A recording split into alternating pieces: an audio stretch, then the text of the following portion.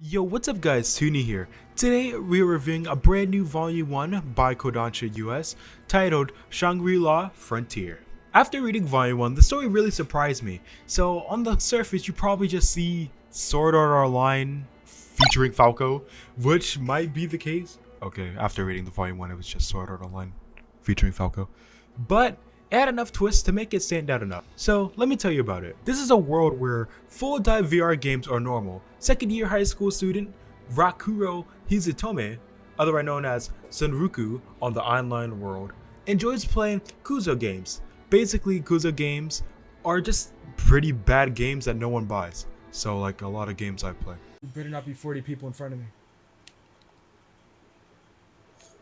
No! They just filled with glitches, not well balanced, and overall the story just bad and nothing to write home for. But he still's enjoying them. He enjoys the challenge of just beating these such terrible games. At the store where he typically buys his game from, the store clerk recommended him an actual good game to play instead of the trash games he'd been playing, and that game happened to be Shangri-La Frontier. It's a full dive VR game with over 30 million active users, where spacefaring civilizations have died out, leaving behind a new generation of explorers. The story picks up 1,000 years later on a brand new open world map, with a medieval setting and some sci-fi elements. Then our main character, Senraku, dives into Shangri-La Frontier wearing just a mask, aka Falco, just because he prefers weapons over armor at first. Then one after another, many unexpected events and encounters starts to cross his path, and this is where the story begins. So I won't go into spoiler territory too much, but if you like the premise of Sword Art Online, and if you like okay, it's not about Star Fox. These kind of look like the dude. I can't help it. That ain't Falco. So what drew me to the series a lot, I actually saw it was getting an anime adaptation,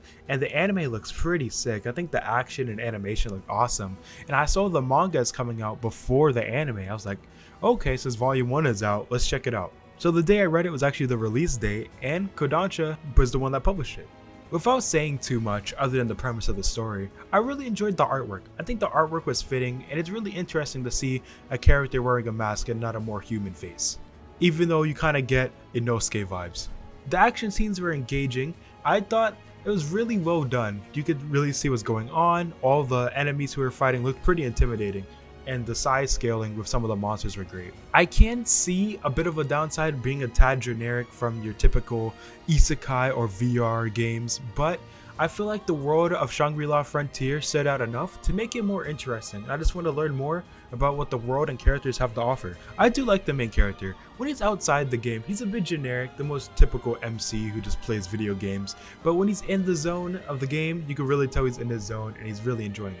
He's definitely passionate about leveling up in the world, and it's not like a life or death situation people are used to. He's doing it for fun, but of course this is only Volume 1 and some things can happen on later in the story. If you're not too interested in reading the manga, the anime does come out in 2023 with no release date quite yet other than just a year, and it's by the same studio that created Wandering Witch Elena. The manga is by Kodansha US and it retails for $12.99.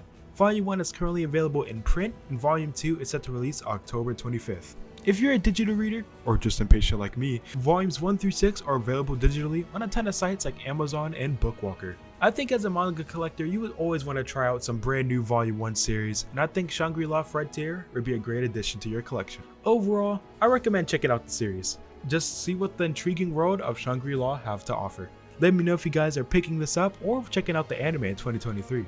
Subscribe, like this video, and peace. What you do, stay awesome.